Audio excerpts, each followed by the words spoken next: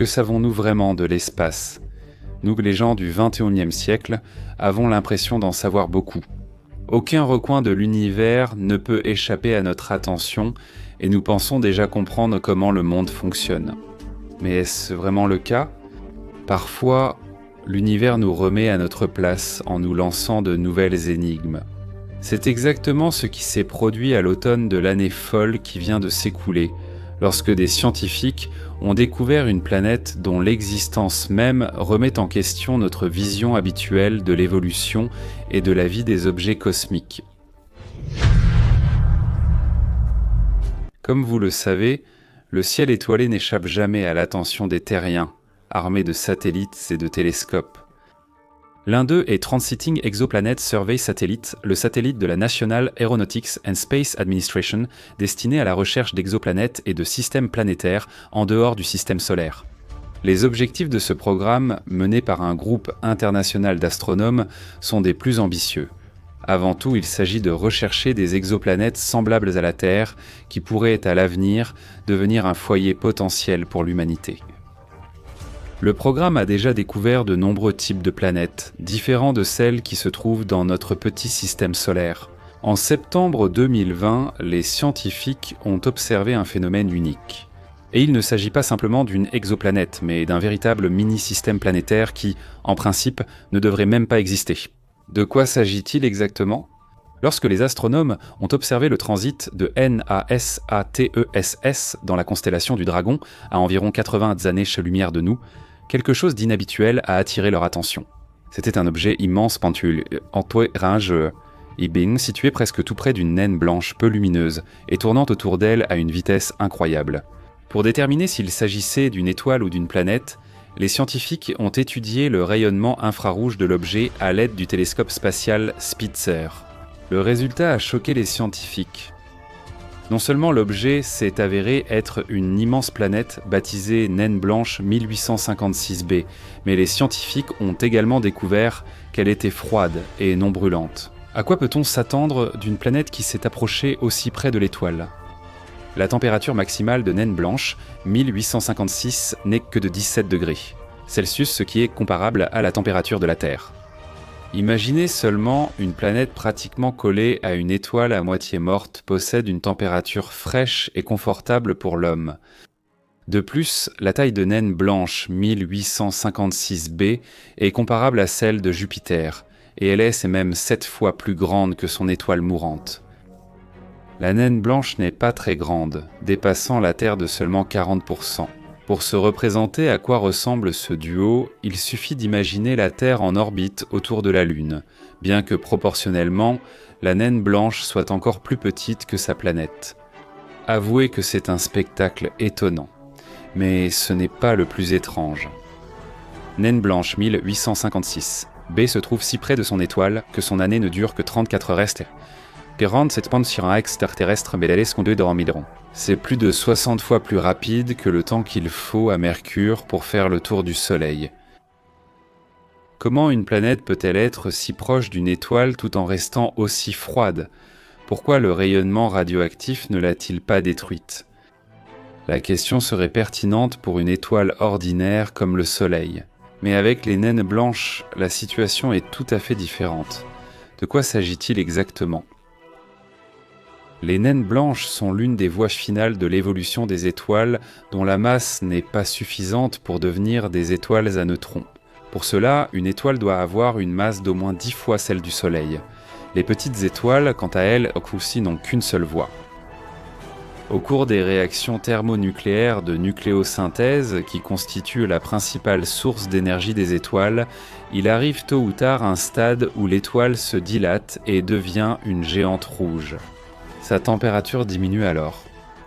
Lors des réactions de fusion suivantes, la géante rouge se refroidit encore plus. Et à un certain moment, l'étoile expulse son enveloppe externe composée de gaz, perdant ainsi environ 80% de sa masse. Et elle laisse derrière elle un noyau de plasma doté d'une masse énorme et d'une gravité très puissante qui devient une naine blanche. Celui-ci, à son tour, suit également son propre chemin en se refroidissant de plus en plus et en perdant de sa luminosité. Cela signifie-t-il que les naines blanches les sont suffisamment froides pour que des planètes puisqu'elles coexistaient paisiblement à une distance aussi courte à côté d'elle? Pas du tout. 1 an avant la découverte de naines blanches 1856b, des chercheurs travaillant avec le télescope de l'Observatoire européen austral ont découvert une naine blanche chaude entourée d'un disque gazeux d'accrétion ainsi qu'une planète partiellement détruite non loin de l'étoile. En analysant le rayonnement de la naine, les scientifiques ont découvert dans son spectre des éléments inhabituels qui formaient littéralement un disque autour de l'astre. La conclusion était évidente et sans appel. Les particules d'hydrogène, d'oxygène et de soufre autour de la naine blanche proviennent de l'évaporation d'une planète type Neptune, trop proche de son étoile et en destruction. Sous l'effet de la gravité et d'un rayonnement radioactif suffisamment puissant, la naine blanche évapore littéralement et détruit la planète, attirant les particules avec son puissant champ gravitationnel. Et malheureusement, le même sort peu enviable attend dans un avenir très lointain les planètes du système solaire. Ainsi, naine blanche 1856b n'est donc pas la première planète à orbiter autour d'une naine blanche. Elle n'était pas unique. Justement, non. Si la planète dont nous avons parlé plus tôt est pratiquement détruite par son étoile, naine blanche 1856, BL se porte très bien et ne compte pas du tout se désintégrer ou s'évaporer. C'est la première planète de ce genre découverte par les scientifiques. Il semblerait que tout soit évident. La naine blanche qui détruit sa compagne est tout simplement trop chaude. Et la voisine naine blanche 1856b, qui selon les calculs des scientifiques a déjà au moins 10 milliards d'années, est suffisamment vieille et froide. Et elle ne peut pas seulement causer des dégâts à une planète géante qui, malgré sa taille, est beaucoup plus légère qu'elle, mais elle ne peut même pas la réchauffer suffisamment. Alors où est donc la contradiction et le mystère pour les scientifiques? La question est celle suivante. Comment naine blanche 1856b a-t-elle réussi à survivre à la transformation d'une géante rouge en naine blanche, qui s'accompagne toujours d'une puissante explosion et d'une éjection de gaz? Habituellement, lorsque l'étoile expulse ses couches externes, il se produit un dégagement d'énergie d'une telle intensité que tous les objets proches sont détruits, et leurs débris peuvent ensuite être attirés par le puissant champ gravitationnel du noyau stellaire mis à nu. Naine blanche 1856b s'est d'une manière ou d'une autre approchée très près de sa naine blanche et a réussi à rester intacte, a déclaré André Vanderburg, professeur associé d'astronomie à l'université du Wisconsin, Madison.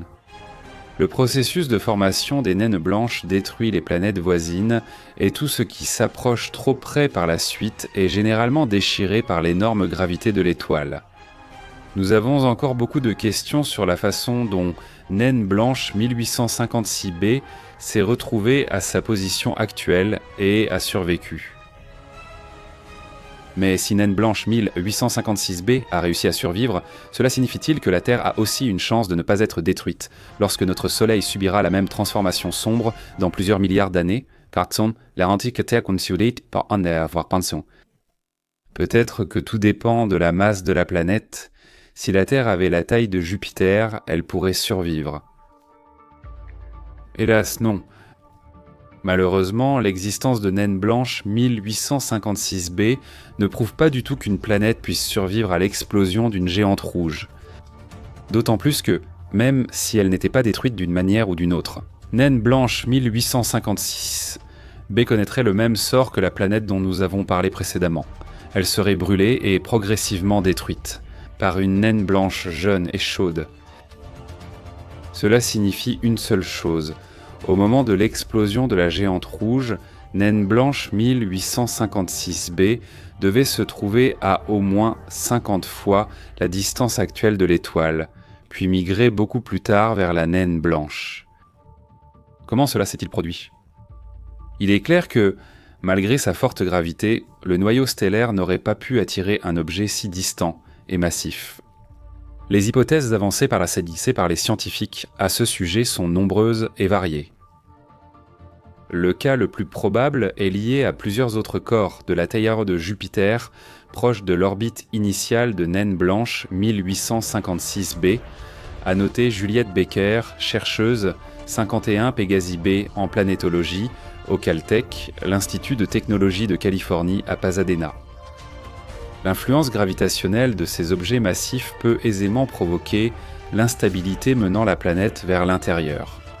Mais pour l'instant, nous avons encore plus de théories que de données. Hélas, pour l'instant, il ne nous reste qu'à deviner comment Naine Blanche 1856b s'est retrouvée à sa place. A-t-elle survécu à l'explosion de la géante rouge?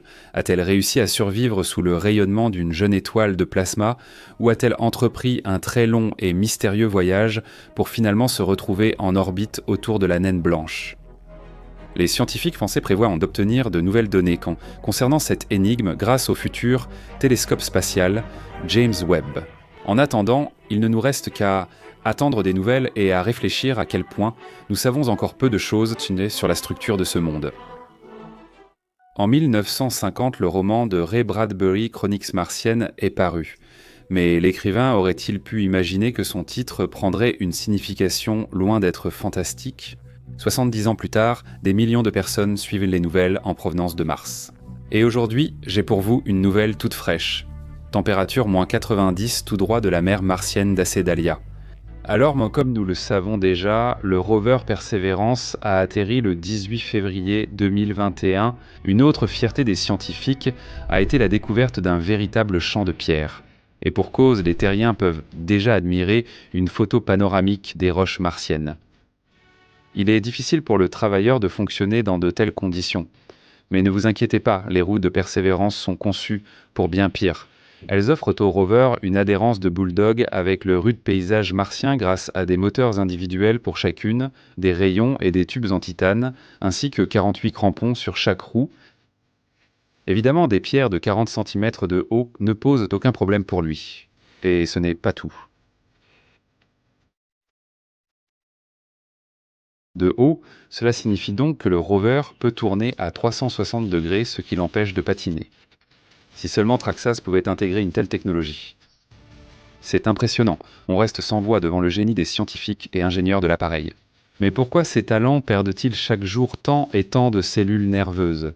Eh bien, c'est parce que tout créateur s'inquiète pour sa création. Chaque pas, chaque chute est pour eux une expérience émotionnelle. J'espère vraiment que ma chaîne est regardée par ceux qui sont réellement passionnés par ce sujet. Ils s'intéressent aux mystères de sa planète et de l'univers. Et vous, croyez-vous aux paroles de Vanga? La vie sera découverte dans l'espace, clarifiant son apparition sur Terre. En explorant l'espace, nous en apprenons davantage sur nous-mêmes et sur notre maison, la Terre. Mais revenons au héros de notre reportage, le rover Perseverance, ou plutôt à son protégé, le drone Ingéniosité. C'est lui qui a vraiment mis ses créateurs à rude épreuve. Le vol inaugural du drone, prévu le 8 avril, puis reporté au 11, a malheureusement été annulé. En somme, tous ceux qui suivent les chroniques martiennes ont été informés par le service de presse de l'agence spatiale américaine National Aeronautics and Space Administration que le vol n'aurait pas lieu avant le 14 avril. Que s'est-il passé? Récemment, Perseverance a envoyé un superbe selfie avec le drone sur Terre.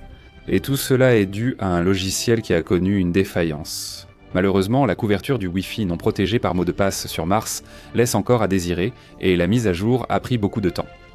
Je pense qu'on peut pardonner aux spécialistes une telle erreur, car l'atmosphère raréfiée de Mars ne représente que 1% de celle de la Terre.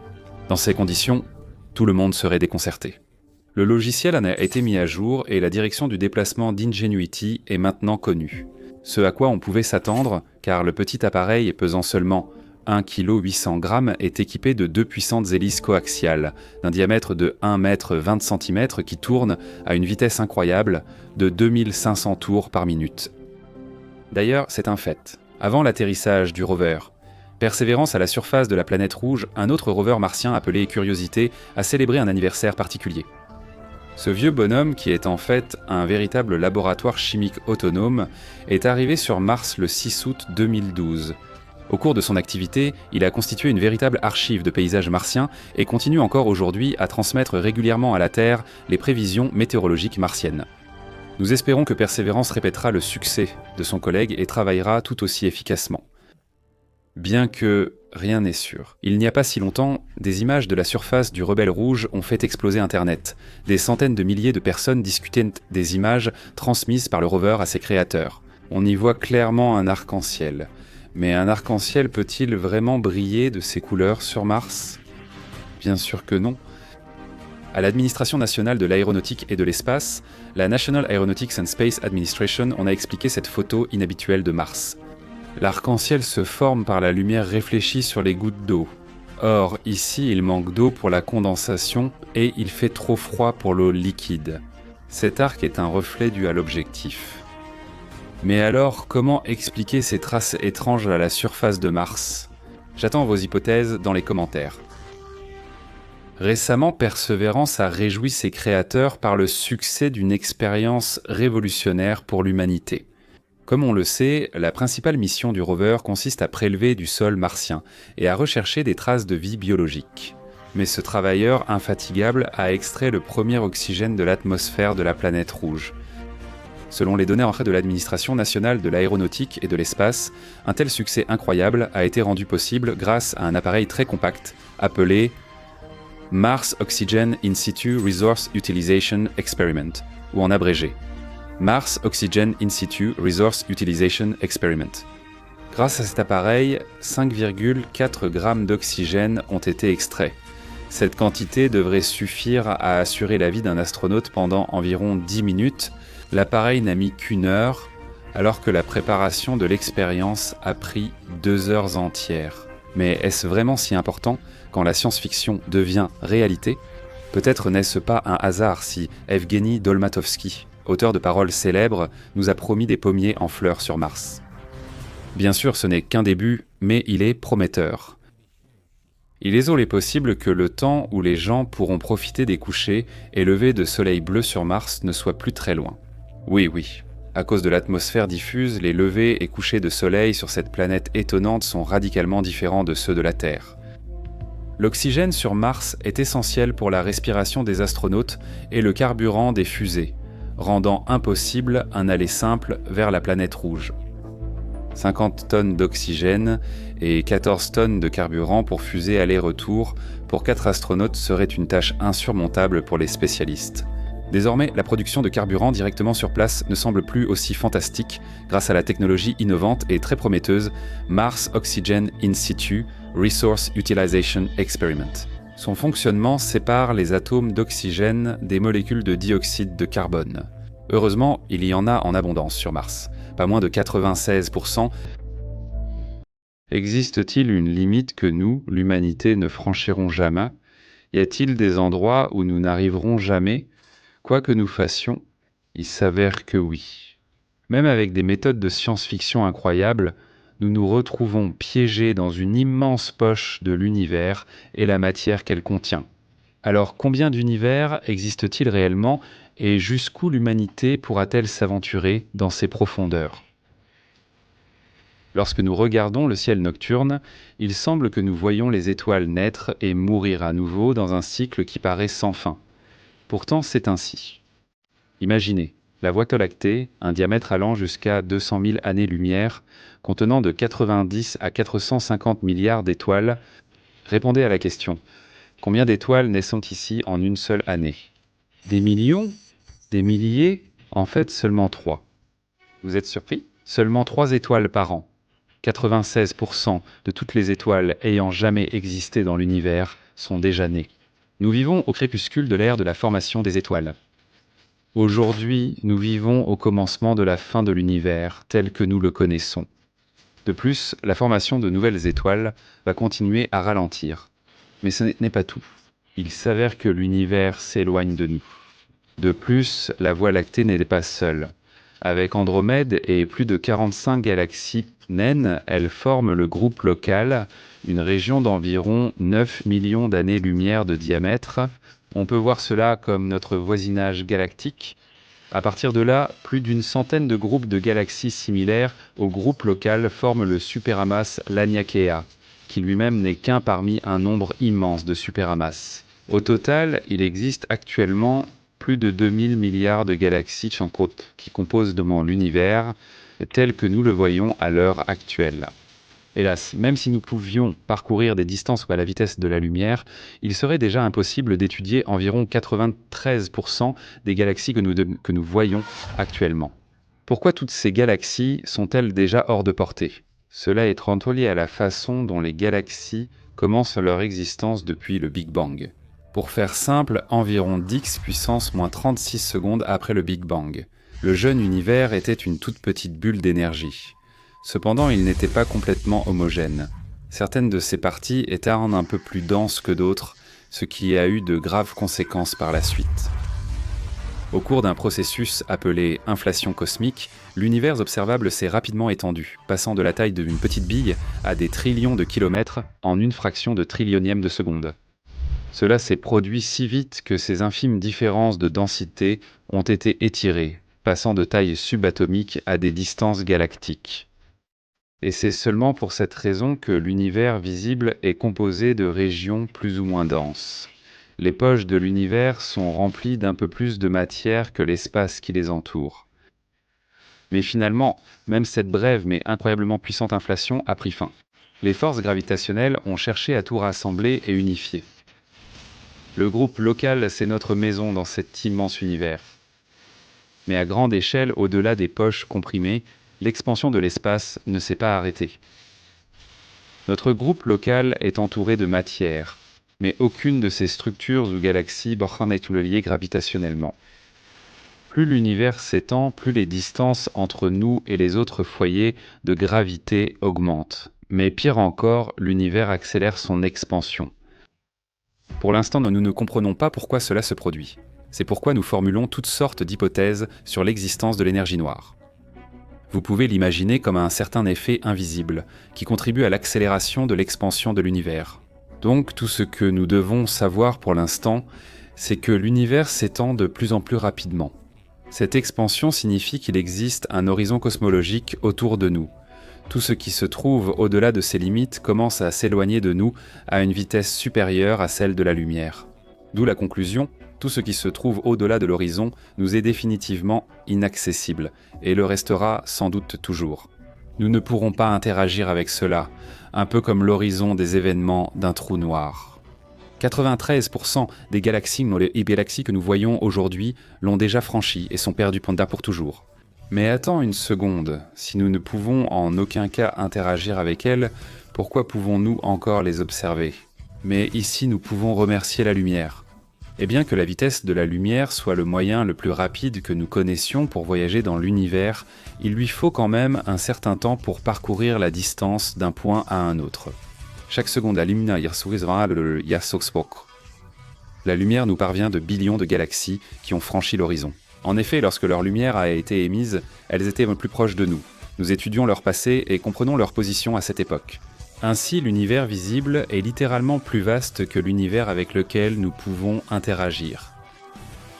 D'une certaine manière, l'univers écrit pour nous un scénario incroyable, nous montrant des phénomènes qui nous seront désormais à jamais inaccessibles. Nous pouvons seulement les observer pendant une longue période lorsque leur lumière atteindra nos télescopes. L'univers, observé en temps réel, continue de s'étendre. En prendre conscience est saisissant. Toutes les régions de l'univers hors du groupe local dépasseront un jour notre horizon cosmologique. Et quand cela arrivera, leur lumière ne pourra plus jamais nous atteindre, et de ce point de vue, elles disparaîtront dans l'obscurité. À chaque instant de votre existence, 50 000 étoiles franchissent l'horizon et disparaissent pour nous.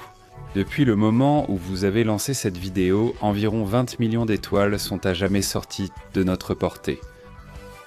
D'accord, mais si 93% de l'univers visible se trouve au-delà de l'horizon cosmique et a disparu à jamais, il devrait quand même rester 7% qui devraient être à notre portée. Ce sont en passant toutes les poches de galaxies qui se trouvent à moins de 19 milliards d'années-lumière. Pour l'instant, elles s'éloignent encore, mais très lentement. Donc physiquement, nous pouvons essayer de les atteindre, même si les chances diminuent à chaque seconde. Tout ce qui se trouve à plus de 6 millions d'années-lumière s'éloigne de nous. Mais les groupes de galaxies les plus proches s'éloignent le plus lentement, donc il y a une fenêtre temporelle pour les rejoindre. Même à la vitesse de la lumière. Le voyage vers le groupe de Mophéia et l'amas de galaxies le plus proche en dehors du groupe local nous prendrait 12 millions d'années. Supposons qu'une civilisation incroyablement avancée tente de le faire. Sa sphère d'influence pourrait alors s'étendre à des centaines, voire des milliers de galaxies. On peut affirmer avec certitude que les humains n'entreprendront pas ce voyage, du moins avec des technologies qui sont même vaguement à la pointe de la pensée scientifique. Pour l'humanité, le groupe local est la plus grande structure dont nous ferons jamais partie. En effet, même voyager entre les étoiles de ce groupe serait déjà un exploit d'une ampleur colossale. À mesure que l'énergie noire éloigne l'univers, le groupe local sera de plus en plus uni. Toutes ces galaxies, grandes et petites, fusionneront ensemble pour former une seule galaxie elliptique géante au nom peu banal, la voie Andromède ou Mlécoméda. Ce processus pourrait dissoudre d'immenses nuages de gaz et relancer temporairement la formation d'étoiles. Et cette lumière unique sera très précieuse, car à un certain moment, les galaxies au-delà de Mlécoméda seront si éloignées qu'elles deviendront trop petites pour être visibles. Dès que cela arrivera, aucune information en dehors du groupe local ne sera plus visible pour nous. L'univers disparaîtra du champ d'observation visible. Un être né dans un lointain futur dans Mlécoméda pensera que l'univers se compose uniquement de sa propre galaxie. Quand ils regarderont loin dans l'espace vide, ils ne verront qu'un vide encore plus grand et de l'obscurité. Ils ne verront pas le rayonnement de fond cosmique, ils ne pourront pas apprendre l'existence du Big Bang. Ils pourraient ne pas savoir ce que nous savons aujourd'hui. La nature de l'univers en expansion quand il a commencé et comment il finira. Ils pourraient penser que l'univers est statique et qu'il l'a toujours été. Mlécoméda deviendra une île de plus en plus sombre, plongée dans l'obscurité avec ses milliards d'étoiles. Le groupe local est certainement un terrain de jeu suffisamment vaste pour divertir ses habitants pendant un certain temps.